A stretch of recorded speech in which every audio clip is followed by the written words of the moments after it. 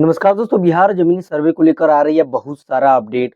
और जैसा कि हमने आपको बताया था कि जमीन सर्वे को लेकर जितने भी अपडेट्स आ रही है, मैं हर एक वीडियो में कुछ ना कुछ कवर करूंगा। अभी पिछले वीडियो में बहुत सारे अपडेट्स जो मैंने आपको दिया था, और उसमें से कुछ अपडेट ऐसे हैं जो इम्पोर्टेंट है, आपको बताना बहुत ही जरूरी है दोस्तों। तो दोस्तों, इस वीडियो में हम देखते हैं कि कौन से अपडेट के बारे में बात करेंगे। सबसे पहला टॉपिक ये है कि जमाबंदी और रसीद अगर आपके पास नहीं है जमीन का तो क्या होगा। अगर आपके जमीन का रसीद अपडेटेड नहीं है, पुराना है, तो क्या होगा। और दोस्तों, आपके जमीन या प्लॉट के बगल में जितने भी चौहद्दीकार हैं, उनके बयान से क्या सचमुच फायदा होगा या नहीं होगा। सारी बातें दोस्तों बिल्कुल नोटिस के माध्यम से प्रकाशित हुई हैं। सारी जानकारी बिल्कुल नोटिस के माध्यम से बात किया जाएगा। और हमारा अपडेट रहेगा, रसीद कट रहा हो तो क्या करना है, और रसीद नहीं कट रहा हो तो क्या करना है। और साथ ही साथ अगर आपका किसी भी जमीन पे दखल कब्जा है तो आपका क्या स्वामित्व दिया जाएगा या नहीं दिया जाएगा। सारी बातें दोस्तों जानकारी को देखा जाए, नोटिस के माध्यम से प्रकाशित हुआ है।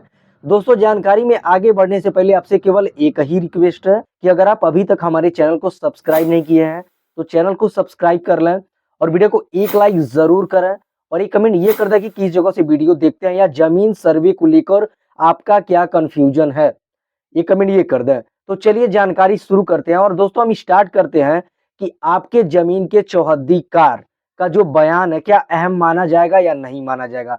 तो जैसा कि दोस्तों, मैं सारी जो कि नोटिस है बगल में ही लगा दूंगा, आप यहां से देख भी सकते हैं, और मैं पढ़ के आपको लाइव समझाऊंगा भी और बताऊंगा भी। तो दोस्तों, जैसा कि आप लोग जान रहे हैं कि हमारा जो अहम सवाल है चौहद्दीकारों को लेकर, उसका बयान कितना आवश्यक है या नहीं है। तो यहाँ पर दोस्तों आप लोग देख सकते होंगे, साइड में लिखा है चौहद्दीकारों का बयान अहम। यहाँ पर दोस्तों बताया गया कि अगर रैयत का किसी भी भूखंड पर शांतिपूर्ण दखल कब्जा है और उसके पास कोई भी कागज नहीं है, यानी कि जमीन पे शांतिपूर्ण दखल कब्जा है, यानी कोई भी ऑब्जेक्शन नहीं कर रहा है, और उसका उस जमीन पे कोई भी कागज नहीं है, तो खेसरा के चौहद्दीकार यानी कि आपके जमीन के चौहद्दीकार का बयान भी महत्वपूर्ण साक्ष्य होगा, यानी कि महत्वपूर्ण माना जाएगा। साथ ही उस खेसरे का चौहद्दी में जमीन बिक्री विनिमय या निबंधित बंटवारा में स्वामित्वकार यानी कि स्वामित्व अधिकारी जो स्वामी होंगे जमीन का, उनके नाम पर भी अहम साक्ष्य माना जाएगा, और वही भी स्वामित्व निर्धारण का आधार बनेगा। दोस्तों, यहाँ पर देखिए जानकारी दिया गया है कि अगर आपका कोई ऐसा जमीन है जिसपे आपका शांतिपूर्ण दखल कब्जा है और आपका उस जमीन का कोई भी कागज नहीं है, तो आपके प्लॉट के बगल वाले जो भी चौहद्दीकार है उनका बयान एकदम महत्वपूर्ण माना जाएगा। और वो जमीन जो आपके बगल वाले जमीन का जो चौहद्दीकार है, उनके जमीन अगर उस पे स्वामित्व रहेगा, उनका चेक किया जाएगा, और उसके हिसाब से जो है कि उनका प्लॉट नंबर देखा जाएगा और आपका प्लॉट नंबर देखा जाएगा। फिर वेरिफिकेशन करके उनका बयान अगर दे दिया जाएगा और आपके खिलाफ कोई भी गवाही नहीं देता है, यानी शांतिपूर्ण दखल कब्जा है, तो आपके नाम पे वो जमीन जो है कि कर दिया जाएगा, आपके नाम से खाता खोल दिया जाएगा। यानी कि चौहद्दीकारों का बयान बहुत ही महत्वपूर्ण है। अब दोस्तों, मेड़ और काटने पर झगड़ा नहीं करना है, चौहद्दीकार बहुत ही इंपॉर्टेंट हो रहे हैं। देखिए, थोड़ा ये फनी बात है, लेकिन चौहद्दीकार से आप बना कर रहिए, इस समय जमीन सर्वे में बहुत काम आ रहे हैं लोग। चलिए अगला अपडेट देखते हैं। अगला भी अपडेट आप बगल में ही देख सकते हैं कि जमाबंदी रसीद न हो तो, यानी कि जमाबंदी न हो या रसीद न हो तो क्या करना है। इसमें देखिए जानकारी दिया गया है कि दखल कब्जा जमीन पर है लेकिन जमाबंदी और रसीद नहीं है, और बिना साक्ष्य का किसी भी जमीन पर रह रहा है, यानी कि कोई भी साक्ष्य नहीं है लेकिन जमीन पर कोई रह रहा है, तो स्वामित्व की स्थिति पुराने सर्वे के अनुसार स्पष्ट किया जाएगा। अगर गैर मजरूआ मालिक जमीन पर किसी ने मकान बनाकर रह रहा है तो पिछला खतियान के समय से जो भी रैयत इस पर बसे हुए व्यक्ति के स्वामित्व दिया जा सकता है। देखिए दोस्तों, यहाँ पर जानकारी निकल कर आ रही है, अगर आपको अपने जमीन पे जमाबंदी और रसीद नहीं है, यानी कि जमाबंदी भी नहीं है और रसीद भी नहीं है, तो क्या होगा कि उस जमीन पे अगर आप मान लीजिए वो सरकारी जमीन यानी कि गैर मजरूआ जमीन है और आप बहुत पहले से जमीन पे रह रहे हैं, बात वही यहाँ पर है कि शांतिपूर्ण दखल होना चाहिए, यानी कि आप किसी भी जमीन पे घर बना के रह रहे हैं और कोई कहने वाला ना हो कि नहीं ये जमीन इनका नहीं है, मेरा है, ये मुझे मिलना चाहिए। अब सरकारी जमीन है, कोई भी दखल नहीं कर रहा है, और आप वहां पे 50 साल से घर बना के रह रहे हैं, 50 साल से ऊपर, तो 50 साल में लगभग एक पीढ़ी चलता है दोस्तों। अगर पिछले पीढ़ी में कोई भी परेशान करने वाला होगा तो वो भी नहीं अब रहेगा। तो 50 साल से ऊपर अगर आपका उस पे शांतिपूर्ण दखल कब्जा है और उसका जो है कि आपका जमाबंदी भी नहीं है और रसीद भी नहीं कट रहा है, तो उस पे भी आपके जमीन का जो है कि सर्वे आपके नाम पे कर दिया जाएगा। अब दोस्तों इतना सारा जो है कि छूट दिया जा रहा है जमीन सर्वे को लेकर, अब क्या इस पे सर्वे अगर होगा, इस प्रकार की जमीन अगर जनता को मिलेगी तो जानकारी मिलेगा। क्या ये जमीन सर्वे में इतना छूट दिया जा रहा है, ये चुनाव को लेकर तो नहीं दिया जा रहा है, इस पे कमेंट जरूर करेंगे आप लोग। चलिए अगली जानकारी हम देखते हैं। अब जैसा कि हमने आपको बताया कि अगली जानकारी आपका ये रहेगा कि रसीद अपडेट नहीं है तो क्या करेंगे। बहुत सारे भाई लोग ऐसे हैं जिनके जमीन का रसीद तो है लेकिन अपडेटेड नहीं है। तो जमीन देखिए अपडेटेड नहीं है तो जानकारी आप साइड में देख सकते हैं, इसको मैं समझाता हूँ आपको।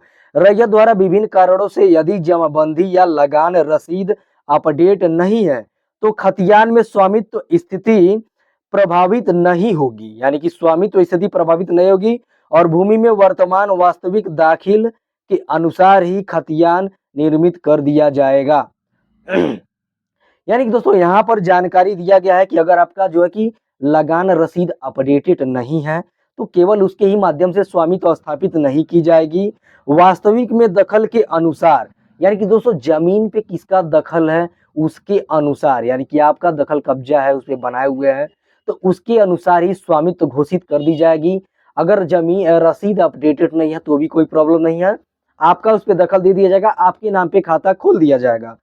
अब देखिए दोस्तों अगला अपडेट ये आ रहा है कि रसीद कट रहा हो तो, यानी कि आपका जमीन का रसीद लगातार कट रहा हो, आप अपने जमीन का लगान दे रहे हैं तो इसमें जानकारी दिया गया है दोस्तों 1 जनवरी 1946 के समय आवंटन और जमींदार उन्मूलन के समय रिटर्न में रैयत के नाम अंकित होगा और रसीद कट रहा होगा, उत्तराधिकारी की रैयत मानी जाएगी, यानी कि उसी उत्तराधिकारी को जिनके नाम पे जमीन का रसीद कट रहा है उनको उत्तराधिकारी माना जाएगा और उन्हीं को ही रैयत माना जाएगा और उनके नाम पे जो है कि जमीन का खाता खोल दिया जाएगा।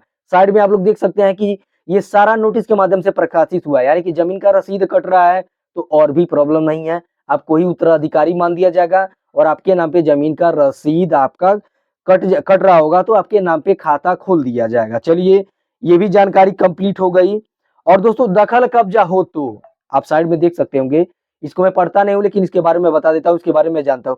अगर दखल कब्जा, उसको मैं पढ़ लिया हूं दोस्तों, दखल कब्जा हो तो, दखल कब्जा अगर आपका होगा तो कोई प्रॉब्लम नहीं है, शांतिपूर्ण दखल कब्जा होना चाहिए। देखिए सरकार इस सारे बातों में केवल एक ही बात बोलना चाहती है, अगर आप किसी जमीन पे कब्जा किए हुए हैं और उस पे जो है कि दखल कब्जा आपका है और शांतिपूर्ण, आप कहने का मतलब ये है कि अगर आपके परिवार में 5 लोग हैं और आप 2 मंजिला घर मान लीजिए वहां पर बनवा रहे हैं, 4 कमरे 5 कमरे हैं और वहां पे दखल कब्जा बना के रह रहा है और मान लीजिए सरकारी जमीन है और उसके अलावा आपके पास कोई और जमीन नहीं है, यानी आप बेघर नहीं होंगे, तब तो ठीक है दे दिया जाएगा आपको। अगर उसको हटाने पे, सरकारी जमीन है उसको हटाने पे आप बेघर हो जाएंगे तो आपको जमीन दे दिया जाएगा, लेकिन आपके पास बहुत सारा जमीन है फिर भी आप सरकारी गैर मजरूआ जमीन पे दखल किए हुए हैं, 50 सालों से अधिक रह रहे हैं या सरकारी जमीन ही इतना ज्यादा छेका लिए हैं जो बहुत ज्यादा है, तो भी आपसे जमीन छिन जाएगा।